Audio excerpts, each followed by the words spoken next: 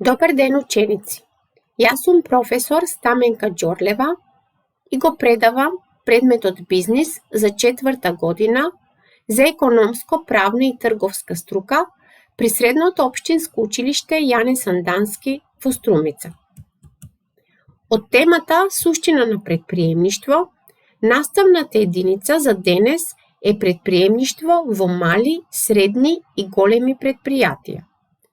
Предприемништвото во прв ред се поврзува со активностите на малите и средни предпријатија.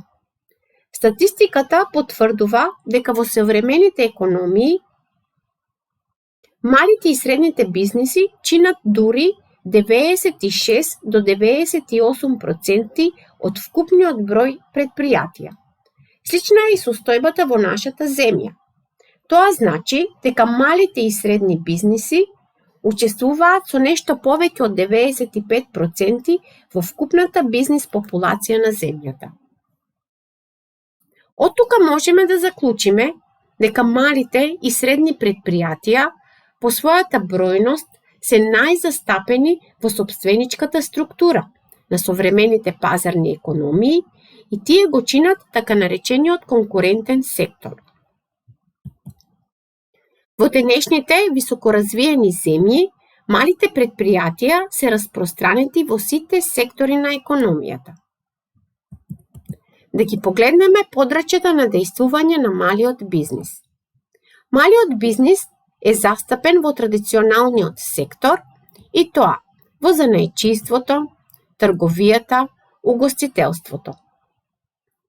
Тие најчесто нудат производи или услуги кои што ги изработуваат со мала инвестиција, но при тоа превземаат и мал ризик. Овие бизниси најчесто се семејни бизниси и имаат големо влијание врз економијата на една земја, затоа што придонесуваат за намалување на невработенето. Имено, со отварањето на традиционалните мали бизниси се случува самовработување и вработување на членови од семејството. Така наречените субконтракторски предпријатија се основаат и работат за потребите на големите корпорации. Тие уште се нарекуваат и кооперанти. Овие мали бизниси произведуваат најразлични делови, склопови, земјоделски производи и тоа го прават на ефтин и квалитетен начин, при што индиректно ги смалуваат производствените трошоци на големите предпријатија.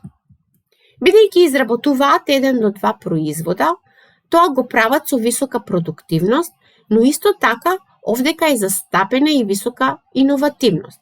Но сепак во своето работење превземат намален ризик, затоа што нивната работа е насочена кон кооперациите, односно се поврзани со кооперациите.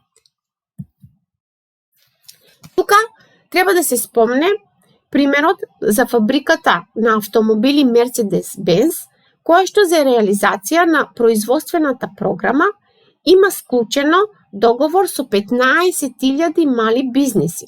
Сите овие 15.000 мали бизниси се јавуваат во вид на кооперанти и изработуваат определен број на производи со висока продуктивност и иновативност за компанијата Mercedes-Benz, при што придонесуваат да дојде до намалување на трошоците на работење.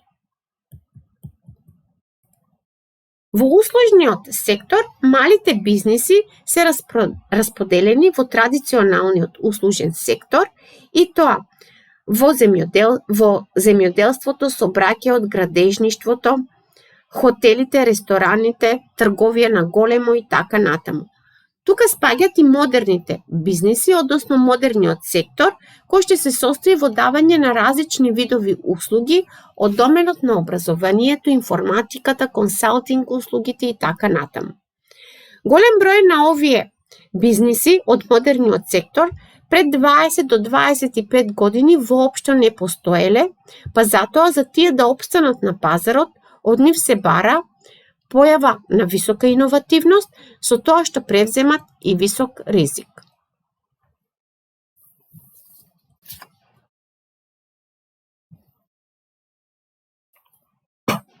Малите и средните предприятия во економската структура на една земја придонесуваат за стабилен и квалитетен економски развој. Токму поради тоа, треба да ги согледаме придонесите на малите и средните предпријатија во економската структура. Тие користат интермедијална технологија, која е ефтина, високо флексибилна, обезбедува повеќенаменско користење и брза производствена преориентација во зависност од потребите и барањата на пазарот. Исто така, малите компании кои што се појавуваат како кооперанти придонесуваат за смалување на трошоците на работењето на големите корпорации, а бидејќи применуваат висока иновативност, даваат голем придонес во доменот на техноиновациите. Малите и средните предпријатија го негуваат предприемништвото и затоа го шират предприемничкиот дух. Исто така, тие даваат и голем придонес за намалување на невработеноста, како што го спомнавме кај традиционалниот сектор. Своите вработени ги бират на локалниот пазар на труд, при што водат голема сметка за искористување на работните искуства, знаење и умење на расположливата работна сила. Соработуваат со локални добавувачи и ги искористуваат расположливите ресурси и локалните природни богатства.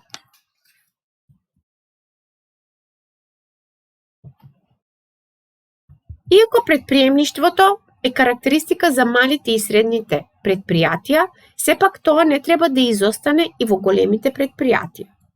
Но практиката покажува дека предприемништвото многу потешко се применува во големите предпријатија отколку во малите поради повеќе причини.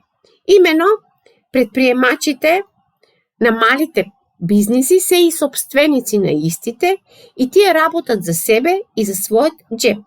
Тоа покажува дека токму мотивот на сопственост ги тера на предприемничко однесување.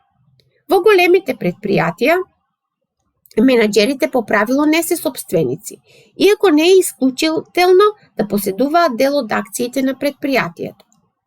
Но тоа значи дека тука отсуствува сопственичкиот мотив за предприемничко однесување.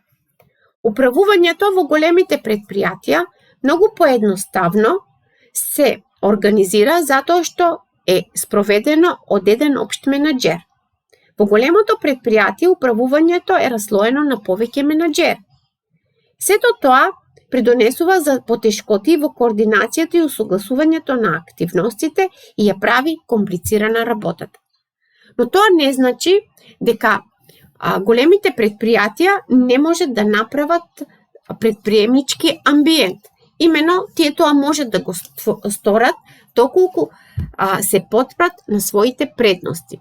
Една од тие предности кои што големите предпријатија ги имаат пред малите е тоа што тие можат да користат современа технологија во секторот во кој што работат.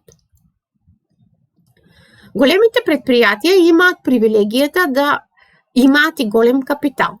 Тоа им овозможува организирање на непречен процес на истражување и развој на нови производи, како и поттикнување и охрабрување на нови идеи. Експериментирањето во предпријатието треба да биде преку воспоставување на систем на обиди и грешки. Имено ние сме свесни дека голем дел од производите кои што ги користиме секојдневно не се еднаш за секогаш дадени, туку тие комплексно се развиваат и се предмет на постојано подобрување, например мобилните телефони. Кога во фирмата се поставува систем на обиди и грешки, тогаш мора да има и толерирање на грешките и неуспесите, поврзани со развој на големите производи, бидејќи секоја добра идеја не значи дека ќе заврши во нејзина добра реализација. Големите предпријатија треба да ги отстранат сите стереотипни размислувања и да предизвикат амбиент за креативност без пречки, односно да ги поттикнат креативците во својата фирма непречено да дават нови и нови информации. Креативноста е секогаш поврзана со тимскиот приод во развојот на новите производи и идеи, односно застапеност на тимска работа. Големиот капитал овозможува непреченост во достапност на ресурси и расположливост на ресурси. Кај големите компании потребно е да се воспостави временска рамка за успешност на идејата. Имено, поради тоа што тие иновираат, потребно е да не се потцени факторот време, односно да се постави временска рамка во која што идејата треба да премине во реалност. Принцип на доброволност наспроти принцип на принуда. Односно, поединците кои што ги искажуваат своите предприемачки способности, тоа треба да го прават според принцип на доброволност, без било какви форми на принуда од страна на менаџерот. Поставување на систем на награди, односно активно наградување, е многу битно за внатрешните предприемачи, за да се даде дознаење за енергијата која што ја вложуваат, за напорот, но и ризикот кој што го превземаат за креирање на нови производи. Постоење на спонзорство и изнаоѓање на спонзори е исто тако битно за поддржување на креативните активности, поготово доколку имаме неуспеси во креирањето на новите производи. Тогаш спонзорството е потребно за менување на плановите и поставување на нови цели. И на крајот, многу е битна поддршката од топ менаџерот, која што нема да биде само од физичко присуство, туку ќе се реализира и преку непречено обезбедување на сите потребни ресурси. Од тука можеме да заклучиме дека воспоставувањето на предприемништво во големите корпорации, иако е комплексна работа, не значи дека е невозможно. Во оваа вежба се дадени неколку конкретни бизниси и од вас ученици се бара за секој наведен конкретен бизнис да го најдете секторот на припадност и исто така да го поврзите со карактеристиките на тој сектор. Оваа вежба е дадена на 3 слайда.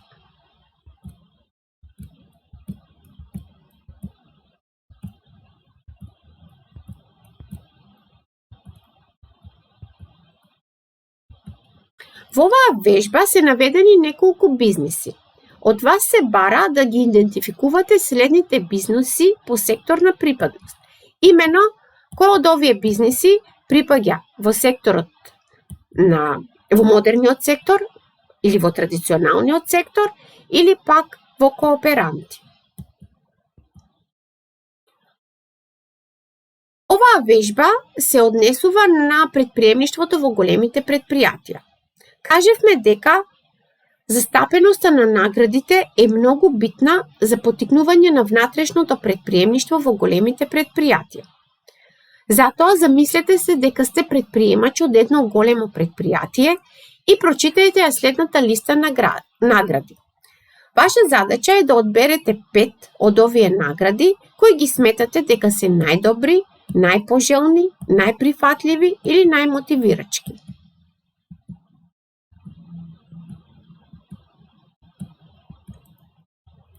Вежбите кои следат се за наменети да размислите, но исто така и да се поттикне креативниот потенцијал.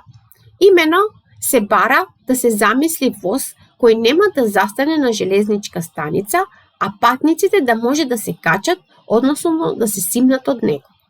Од вас се бара да дадете идејни решенија, но пред да го погледнете понуденото решение.